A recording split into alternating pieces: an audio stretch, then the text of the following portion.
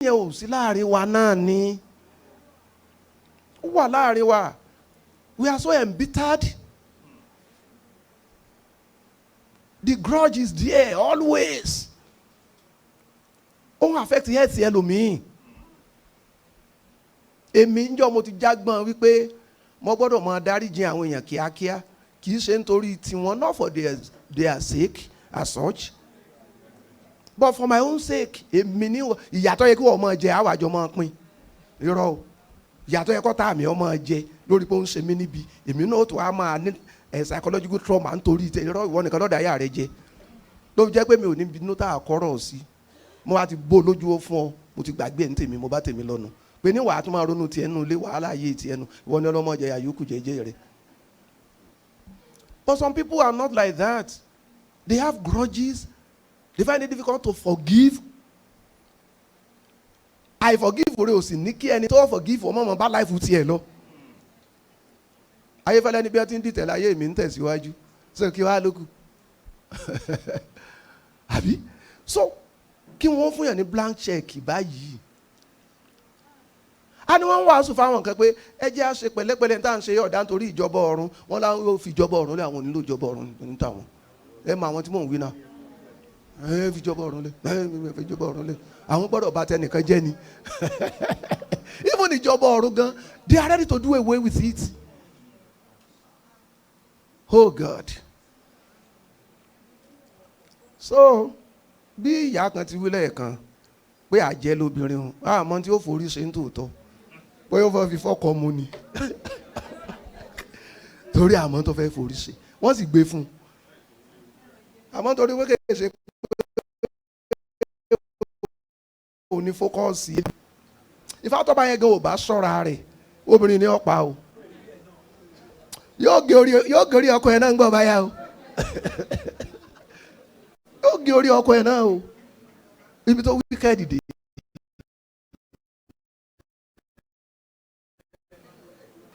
Ẹ wá wo ohun tó ń kọ́ mọ́. Ẹ wo ohun tó ń kọ́ mọ́. And these children are so innocent. They are very innocent. Bí ẹ bá fi wọ́n sí ni wọ́n ó lọ. Now kárátà kan wà tí gbogbo wa ò kíyèsí. Ọkọ ìyàwó ó kíyèsí àárín yẹn díẹ̀. Kárátà míì nù kíní ẹni Ọlọ́run gangan tó gbà á láàyè kí wọ́n rí orí JOHANU gé. Ọlọ́run lọ́wọ́ sí, ó gbà á láàyè. Bọ̀ kí ló dé? Ó yá mọ̀ wípé ìlú ìbílẹ̀ wa ò sí láyé yìí. A sì mọ̀ wípé John ó change address ni, ó wà nínú ògo. À ń sọ̀rọ̀ rẹ̀ lónìí gẹ́gẹ́ bí ènìyàn. But mo fẹ́ fura wípé ara tó jẹ́ kí Ọlọ́run gbà láàyè ni wípé torí ìrere tiẹ̀ náà iṣẹ́ ìrere rẹ̀ ti gbọ̀rẹ̀gẹ̀ jígẹ̀. Jésù náà dẹ̀ ni ó ti bẹ̀rẹ̀ sí popular. Jésù la dẹ̀ fi ṣẹ́yìn rán. A kàn ní kí John kó wá ẹ̀rá kó wá. So there may be confusion. Bí ṣẹ́yìn rere Jésù bá lọ títí John náà ń lọ. So Ọlọ́run gbà láàyè wípé òkè ìtí mo fi rán ọ, o ti jíṣẹ́ rẹ, o dẹ̀ ti jẹ lájẹ pé. Let Christ be prominent. Òun gan dẹ̀ sọ, ó ní ẹnìkan ń bọ̀ lẹ́yìn òun, bàtà ẹni tí òun ò lè tú, ó ní yóò máa pọ̀ sí ní, òun sì máa kéré sí ní. Iṣẹ́ ìrere rẹ̀ tán ni Ọlọ́run fi gbà kíní yẹn láàyè. Bí bẹ́ẹ̀ kọ́, kì bá dìjà. Àwọn nǹkan ọba máa tẹ̀lé against the ministry of Jesus. Ọlọ́run ò dẹ̀ fẹ́ bẹ́ẹ̀. Ìyẹn sì kọ́ lákọ̀ọ́kọ́ tá a kọ́ máa rí ti Jésù, àmì tí Ọlọ́run ó ṣe bẹ́ẹ̀ ní transfiguration. Ṣé ìràpadà níbi yíra padà bí nǹkan Bíbélì Yorùbá pè. A rí Mósè, a rí Èlíjà, a rí Jésù. Kíá Peter dẹ̀ ní ohun èrò ní ó tó sọ̀rọ̀. Ó mọ̀ sáà wúruwúru ní Peter máa decide. Wà ní good shrine mẹ́ta lánìí. Shrine mẹ́ta, shrine kan fún Mósè, shrine kan fún the other shrine fún Jésù. Ẹ wo orú confusion tí ó fẹ́ dálẹ̀. Kíá Ọlọ́run bá make Moses to disappear. ó make Elijah to disappear. Wọ́n ní èyí eléyìí ní ká ẹ gbọ́ tiẹ̀, this is the Lord, this is your Lord, ẹni mo rán sí yín, ó ní eléyìí o. Ọlọ́run ò fẹ́ confusion. But at the end of the day, confusion yẹn kó tó wáyé 600 years after. Confusion yẹn sì wá dòní.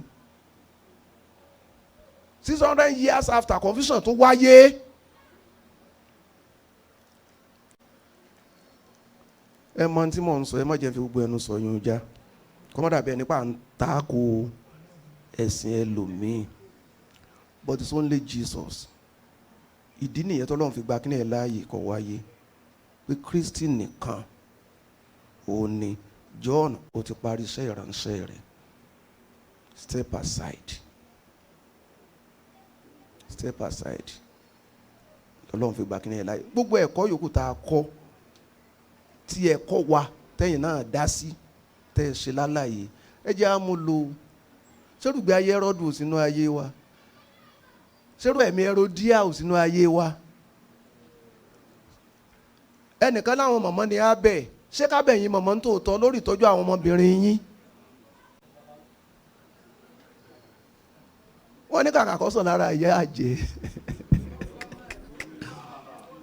Wọ́n yóò bá bìlíìfù wípé ọmọbìnrin ìyá ẹ̀ ní ọjọ́ ní ẹ fi máa pòwe yẹn.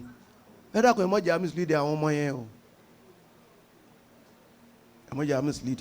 Dẹ́ni jẹ́ aṣọ́ra ń di à ń kọ́kọ́ à ń pààrọ̀ lé ọkọ o.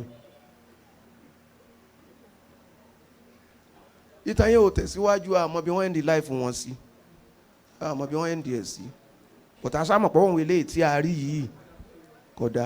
Ẹ lọ́ padà kó ń lé ọkọ oríkèé ló lẹ́ẹ̀ ti kà. Oríkèé ló ẹsẹ̀ ké ló lẹ́ẹ̀ ti kà o.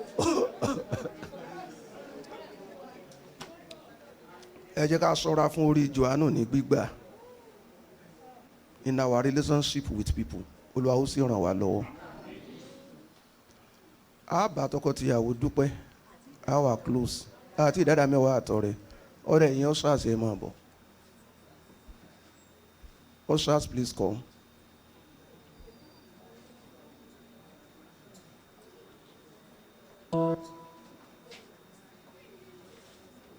Ẹ jẹ́ á gbàdúrà àfẹ́ dádá mẹ́wàá àtọ̀rẹ́. Olúwa fẹ́ fi fún yín nínú tẹ́ fi fún wa, ẹ kọ́ wa mọ̀ ọ́n ṣe o. Ẹ jẹ́ á fún yín lélẹ́yìí tó jọjú o.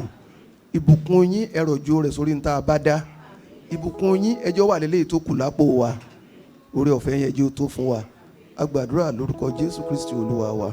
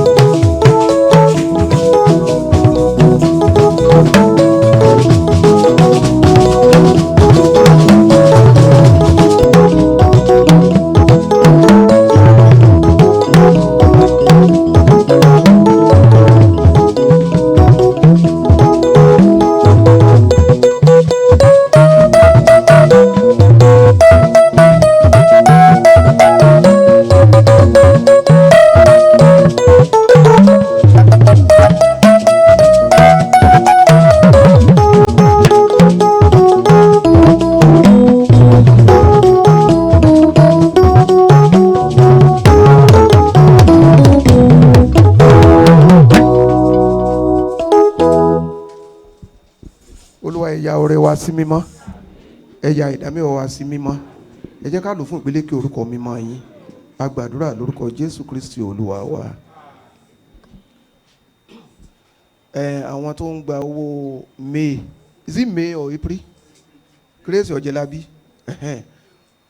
ló ń dìde ẹ̀jẹ̀ wọn orí yín ló ń gba owó April, ẹ̀yìn alájọ̀dún April. Esther Akínwálé ló ń gba ti English service. So are you April or May? April ni wọ́n ìríra wọn kó jọ, àwọn April yẹn ìríra wọn kó jọ, April ni. So èmi ní list yóò kọ gbogbo wọn lọ́wọ́, but ta ló gbà láàárọ̀ náà? Ó dà ń pé Dickiness Adétọ́lá ti gbà láàárọ̀, ẹ ríra yín tàbí kẹ́ ẹ bèrè lọ́wọ́ ìyá tó ń tẹ̀wé wọ́n tẹ̀ mí fún yín. Ok, May nìyẹn mọ́ gbà, May Ládétọ́lá gbé April rè kọ́ mọ̀ mú wọn gan mọ̀ nípa ẹni tí wọ́n bá mọ̀ gbowó pa kì í mọ̀ mọ́ rẹ́rìn bó ṣe rẹ́rìn yìí so ló máa gbà. Màmá Odúyanjú ní ẹ̀yin tẹ́ ẹ wá sí Èkó, wọ́n ní kí a bá yín, kí n bá wọn bẹ̀ yín pé ẹ má bínú pé àwọn ráyè tọ́jú yín dáadáa. Ṣé ẹ jẹun? Ẹ sì mú mi, ẹ sì tún mú mínírààsì. Wọ́n ti gbọ́ mọ́ mi, ẹ mọ́ wọ̀rí. Gbọ́n tẹ̀mí lémi máa ṣe ni. Ọwọ́ òun owó tí mo bẹ́ẹ̀ náà tí ìnáwó bẹ́ẹ̀ bẹ̀rẹ̀. Ìyókù àpò tèmi ní lọ. Ẹni bá pẹ́ tí òòrò ń jẹ kó má bínú. Ìsanwó màálù. So wọ́n jẹun, wọ́n láwọn jẹun, wọ́n ròyìn, wọ́n jẹ, wọ́n mu, wọ́n sì délé láyọ̀. Ẹ mọ́ wọ̀rí, ẹ ti tọ́jú wọn. Àbí ọkọ àtìyàwó, come back please.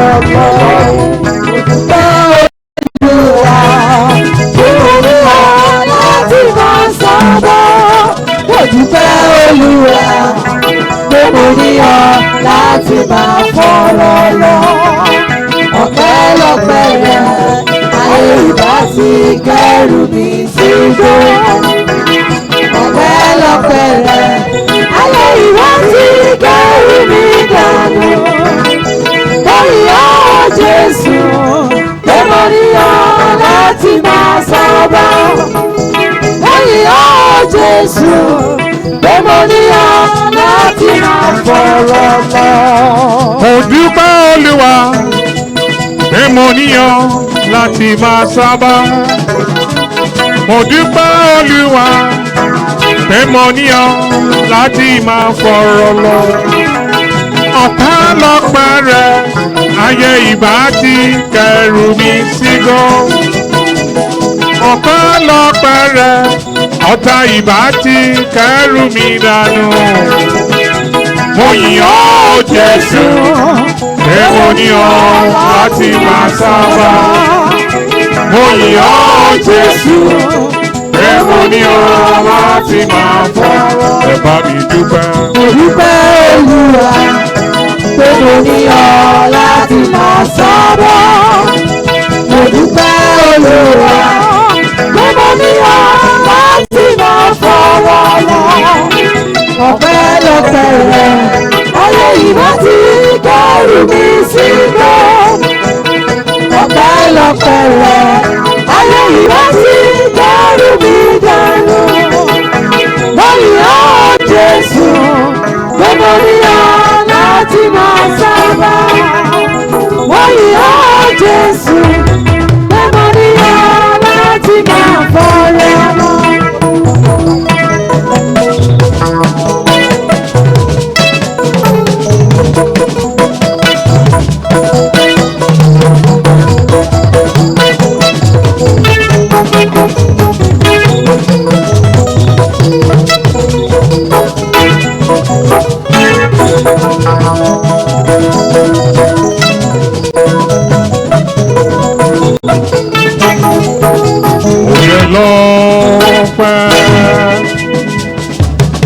Mo jẹ́ bàbá lọ́pẹ́ o.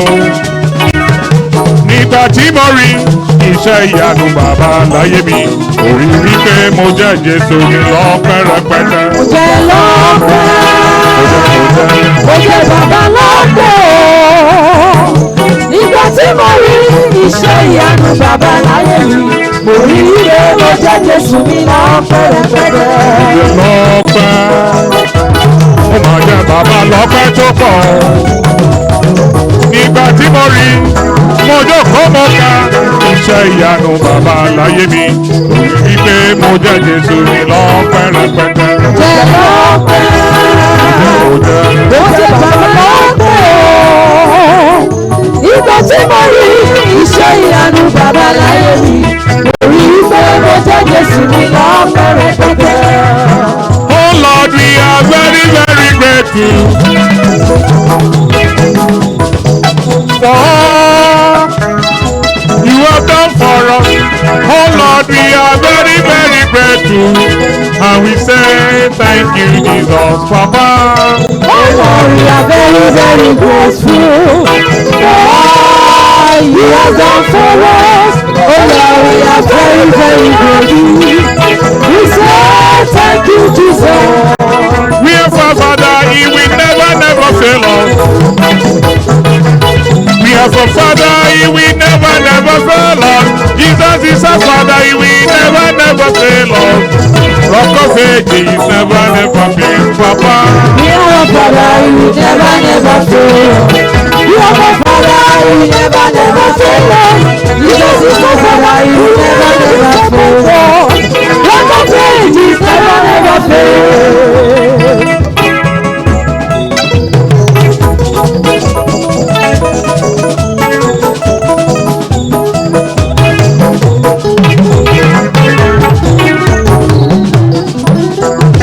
Mo rọ́wọ́ rẹ láyé mi, orí o,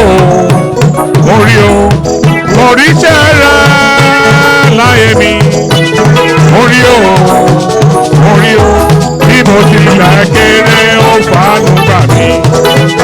Mo ṣe olóore, bí mo tilẹ̀ kéré ó fàánú gbà mí. Mo ṣe olóore, olóore.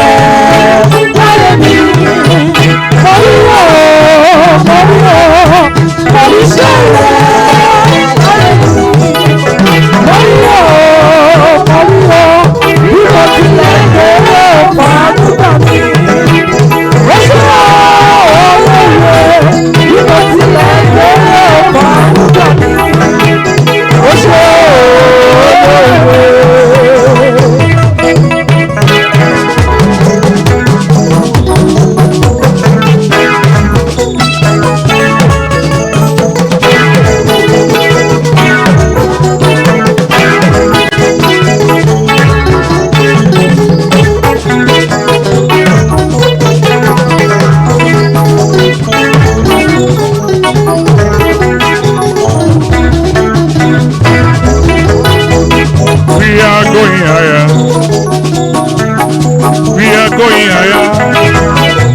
the Lord is wonderful. We are going higher.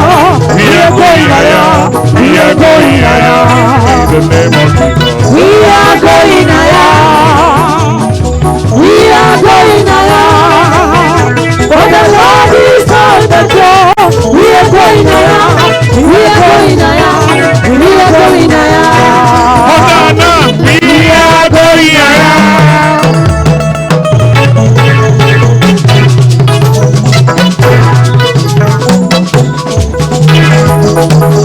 We are going higher. For the Lord is on the throne. We are going higher. We are going higher. I said, Jiro, Jiro, Jiro, Jiro, Jiro, Jiro,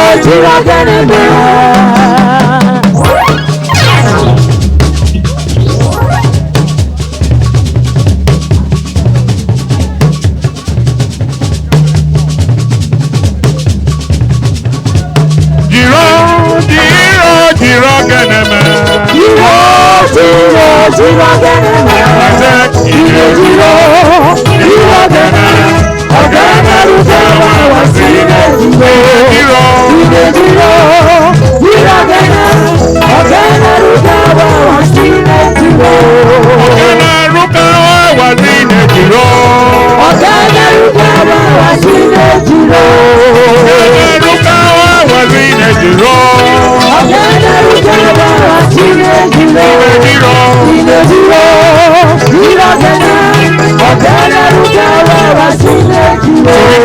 Baba, baba mi, bamoa, aye. Baba, baba mi, bamoa, aye o. Oh, to me, koleyi, oh, to me, koleyi, Baba. Baba mi baba. Baba mi, bamoa, aye. Baba mi ye. Baba mi, bamoa, aye. Torí pé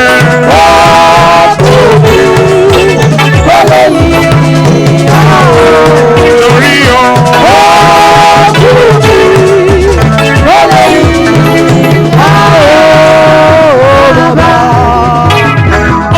Ibi ẹ̀sìn mi dá mẹ́màá pẹ́ mo lè débẹ̀ o. Mo yan lógo bàbá o. Mo yan lógo. Mo yan lógo. Ibi ẹ̀sìn mi dá mẹ́màá pẹ́ mo lè débẹ̀ o. Mo yan lógo. Lẹ́yìn ojú máa ti ní mo yan bàbá. Àti ní lẹ́yìn kojú máa ti ní mo yan o.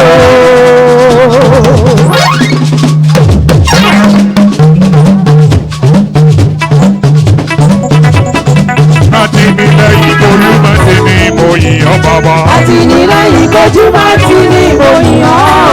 Àtìlẹ́yìn kojú máa ti ní mo wá ṣe bàbá. Àtìlẹ́yìn kojú máa ti ní mo yàn o. Àtìlẹ́yìn kojú máa ti ní mo wá yàn bàbá. Àtìlẹ́yìn kojú máa ti ní mo yàn o. Ẹ ṣeun tẹ́ ó padà. Ẹ ṣeun tẹ́ ó padà. Ẹ ṣeun tẹ́ ó padà lẹ́yìn wa nígbà tá a yẹ gbogbo dé. Ẹ ṣe bàbá. Ẹ ṣeun tẹ́ ó padà. Ẹ ṣeun tẹ́ ó padà. Ẹ ṣeun tẹ́ ó padà lẹ́yìn mi nígbà tá a yẹ gbogbo dé. Nígbà tá a yẹ gbogbo dé. Nígbà tá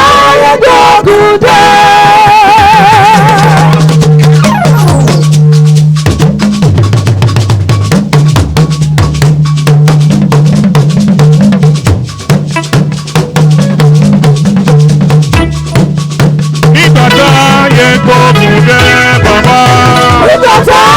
dé. èmi nìkan ló yé. Kò lè yé ẹnìkan kan. Ìdí tí mo fi yìn bàbá. Èmi nìkan ló yé. Ẹ wá bá mi dúpẹ́. Èmi nìkan ló yẹ, kò lè yé ẹnìkan kan. Ìdí tí mo fi yìn bàbá. Èmi nìkan ló We yẹ. are saying thank you, Father. Thank you, my Lord. Thank you, my Lord. We are saying thank you, Father. Thank you, my Lord. Thank you, my Lord. We are saying thank you, Father. Thank you, my Lord. Thank you, Jesus. Thank you, my Lord. Thank you, Father. Thank you, my Lord. Thank you, Jesus. Thank you, my Lord. Lord. Praise the Lord. Praise the Lord. Praise the Lord.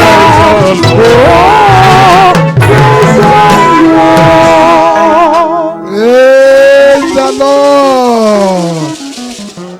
Ẹ jẹ́ a jókòó lórúkọ Jésù rere la máa rí bára wa ṣe. Àwọn tó ti ṣe a ó rí èrè níbẹ̀. Àwọn tí ò tí ì ṣe tiwọn ọjọ́ ayọ̀ wọn ó dé. Ògo Ọlọ́run yóò dẹ̀ hàn ní ayé ẹnì kọ̀ọ̀kan wa. Ẹ ṣeun a dúpẹ́. So ìyá ọkọ ìyàwó ní mi dúpẹ́ lọ́wọ́ yín púpọ̀ púpọ̀. Wọ́n gbàdúrà wípé òrèrè la ó máa rí bára wa ṣe o. Aago kan kù ṣẹ́jú 11 jẹ́ ara ẹni dábàá ká mú pàdé ìwà sópin. Ok bàbá àdúrà tó rẹ ọ̀fẹ́.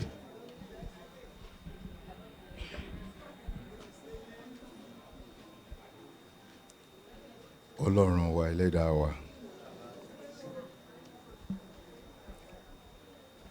lórí ìsìn tòní àwọn ẹ̀bẹ̀ wa tá a béèrè fún àdúrà wa gbà. A sọ pé ńgbà bá parí ohun gbogbo kí ògo ìyìn àti ọlá kó jẹ́ tiyín, ó sì ti jẹ́ tiyín báyìí o. Ọpẹ́ tá a mú wá ẹjọ́ jẹ́ ìtẹ́wọ́gbà. Ògo tá a dá padà sọ́dọ̀ yín kó máa jẹ́ tiyín. Lórí ayé wa ẹ máa gbògo lọ. Àwọn nǹkan tá à ń dúpẹ́ lé lórí wọ̀nyí, ìránṣẹ́ yín tẹ́ kó kọ́kọ́rọ́ ìjọ ilé lọ́wọ́ sábà máa ń béèrè Olúwa pé mọ́mọ́ ìjẹ́ ó dá láì lọ́pẹ́ mọ́. Ọpẹ́ tiwa kò ní nípẹ̀kun. A sì gbàgbọ́ pé nígbà tá a ti ṣe ohun gbogbo tán, tẹ́ fún wa láyọ̀, tẹ́ tù wá lára, tẹ́ wòsàn, tẹ́ bá ẹni wa pàdé, tẹ́ kì wá láyà tẹ́ni ká mọ́ lọ ká mọ́ bẹ̀rù, tá a sì ń lọ. Àwa náà wá sọ wípé lábẹ́ bó ti wulẹ̀ kó rí ẹ̀yin lẹ́yìn mọ́jọ́ lọ́rùn wa. Ibi gbogbo tá a bá dé lọ́sẹ̀ yìí ni o, lóṣù yìí ni o, lọ́dún yìí ni o, jálẹ̀ ayé wa a máa polongo dídára yín ni. Ohun tá a sì máa dúpẹ́ fún, tá a máa yọ̀ fún, tá a máa fògo fún orúkọ yín sí, tá yóò rí láyé wa tí èṣe pé bọ́yá bẹ́ẹ̀ bẹ́ẹ̀ tẹ́nu wọ́n gbọ́ ọ̀rọ̀ lórúkọ Jésù Kristi kò ní wọ́n wa. Nítorí náà a ti ṣe ohun gbogbo tán, àyè kù sílẹ̀. Ayé ikú àwa kọ́ o, torí ẹ sọ pé àní ikú bí kò ṣe yíyè láti lè máa ròyìn iṣẹ́ yín. Ẹ ní àwa tí a bá dúró di ẹ̀yin Ọlọ́run ẹlẹ́tùn agbára wa ṣe, a fìyẹ́ gòkè bíi ti ìdì, a sáré kì yóò rẹ̀ wá, a rìn àárẹ̀ kì yóò sì mú wa. Ìlérí àti májẹ̀mú yín tún ni pé búburú kan kì yóò ṣubú lù wá, bẹ́ẹ̀ ni àrùn karùn kan kì yóò kọlù wá. Ẹ tún ṣèlérí fún wa pé ẹ pa wá mọ́ kúrò nínú ibi gbogbo, ẹlẹ́pọ̀ kan wa mọ́, ẹlẹ́pa àlọ́ àti àbọ̀ wa mọ́ láti gbà yí lọ àti títí láéláé. Nígbà tá a sì ń lọ ẹ ṣèlérí fún wa, ẹni ní tòótọ́ ire àti àánú ni yóò máa tọ̀ wá lẹ́yìn. Ìlérí tiwa ni pé àwa ó máa gbé ilé mímọ́ yín. Ohunkóhun tí ò ní já gbé ilé mímọ́ yín, ohunkóhun tí ó dà wá láàmú tí ò ní kẹ́ ká rójú káráyè pọ̀ lọ́run kan bẹ ní orúkọ Jésù Kristi ọ̀run gbẹ́sẹ̀ lé. Gbogbo ẹnikẹ́ni tó lè kóra jọ pọ̀, gbogbo ìgbìmọ̀ tó lè kóra wọn jọ pọ̀, gbogbo ogun tó lè dìde sí wa, ohun tí a sọ nípa tiwa ni pé ẹ kó ara yín jọ àfọyín tútù ìgbìmọ̀ pọ̀ yóò dasán ìsọ̀rọ̀ náà yóò dòfo, àti pé tí ọ̀tá bá dìde bí ẹ̀kún omi ẹ̀yin Ọlọ́run ó gbé ọ̀págun dìde. àmẹ́nikẹ́ni tó dúró gẹ́gẹ́ bí ọ̀tá wa, àwa ń lọ ní gẹ́gẹ́ bí ọmọ Ọlọ́run. Nígbà náà bàbá ẹ mójútó wa. Gbogbo ogun tó bá ní ànígbádùn ayé wa, tọ́lá àní rójú ráyè sìn yín, lórúkọ Jésù Kristi bàbá ọmọ ẹ̀mọ́ àfisíkàwọ́ yín ẹ mójútó. Orí ọ̀fẹ́ kan táwa ń béèrè fún òun ni pé bá a ṣe ń lọ lọ́sẹ̀ yìí, ẹ jẹ́ á fẹ́ràn yín sí, ẹ jẹ́ á ṣèfẹ́ yín, ẹ jẹ́ á jẹ́ aṣojú yín dáadáa nínú ilé, níbi gbogbo, lọ́nà gbogbo níbi tá a wà, ẹ tù wá lára, kẹsọ́lá wa dé púpọ̀, ẹ kọ́ wa mọ̀ ọ́n ṣe o, ẹ tọ́ ìṣiṣẹ́ wa, ẹ darí ayé wa. Nípa àtijọ́ yìí, ìrìn àjò oṣù karùn-ún yìí, a rí ìtọ́jú gbà, ìtọ́jú tó péye, ìtọ́jú tó dájú, ìtọ́jú tó ẹ pé kò lábùkù. Olúwa fi tọ́jú wa, lọ́kùnrin lóbìnrin lọ́mọdé lágbà, Olúwa ẹ tọ́jú wa. Oore ọ̀fẹ́ yín kó sì tó fún wa. Ògo ni forúkọ yín lókè ọ̀run. Nípa ti ìránṣẹ́ yín tẹ́ kó kọ́kọ́rọ́ ìjọ ilé lọ́wọ́, oṣù kìíní sí oṣù kẹrin ẹ̀yin lẹ bá wọn ru ẹrù ìjọ yìí. Oṣù karùn-ún ta ni ó tún rù? Ẹ̀yin náà ni. Olúwa má dá wọn dá. Ẹ̀mí mímọ́ Jésù Kristi ẹ má dá wọn dá. Lórí ọmọ ìjọ kọ̀ọ̀kan kankan má jẹ́ wọn dààmú. Gẹ́gẹ́ bí ọmọ ìjọ pàápàá àwa náà àní dààmú lórí olùṣọ́ àgùntàn. Gbogbo nǹkan tá a ṣe ní oṣù yìí pẹ̀lú ìrọ̀rùn ni. Ìpéjọpọ̀ wa ìpéjọpọ̀ ayọ̀ ni, ìpéjọpọ̀ àlàáfíà ni. Ìsìn wa máa bẹ̀rẹ̀ láyọ̀, yóò sì máa parí láyọ̀. Ìbùkún bẹ́ẹ̀ máa jẹ́ tiwa, ògo bẹ́ẹ̀ ó sì máa jẹ́ tẹ̀yìn Ọlọ́run. Olúwa a dúpẹ́ nítorí pé ẹ ti gbọ́, a dúpẹ́ nítorí pé ẹ ti ṣe. Ẹ̀yin lẹ wá mọ àìní ẹnì kọ̀ọ̀kan wa, lọ́gọ́gàn àìní wẹ̀ bá wa pàdé. Ìrìn àjò ọ̀sẹ̀ yìí ṣe àárín láàrin yè. Ìsinmi àkọ́kọ́ lélẹ̀, ìsinmi kejì ń bọ̀. Lórúkọ Jésù ò ní wọ ẹnikẹ́ni wa tì. Ohun gbogbo tó wá yẹ wá yògo yẹn dà lé wa lọ́wọ́. Ògo ni fún orúkọ yín. Ayọ̀ wa kó máa pọ̀ sí, inú wa kó máa dùn sí, ògo ẹ̀yin Ọlọ́run kó sì máa bù jáde. Bẹ́ẹ̀ ni yóò sì rí, ó sì ti rí bẹ́ẹ̀ ní orúkọ ńlá àti Jésù Kristi Olúwa àti olùgbàlà wa. Àmín. Ẹ jẹ́ ká jọ dìde. Ní dídúró, èmi ó di Olúwa, ó tẹ́tí sí mi, ó sì gbóhùn ẹkún mi, ó mú mi gòkè láti inú ihò parun wá, ó sì fi ẹsẹ̀ mi ka orí àpáta. Nítòótọ́ òun kì yóò fa àánú rẹ̀ sẹ́yìn kúrò lọ́dọ̀ mi, ṣùgbọ́n ìfẹ́ àti òtítọ́ rẹ̀ ni yóò máa pa mí mọ́ ní ìgbà gbogbo. Àmín. Oore ọ̀fẹ́ lápapọ̀, oore ọ̀fẹ́ Jésù Kristi Olúwa wa, ìfẹ́ mímọ́ ti Ọlọ́run, ìdàpọ̀ ti ẹ̀mí mímọ́ kí ó máa bá wa gbé láti sísìn lọ àti títí láéláé. Àmín. Praise the Lord.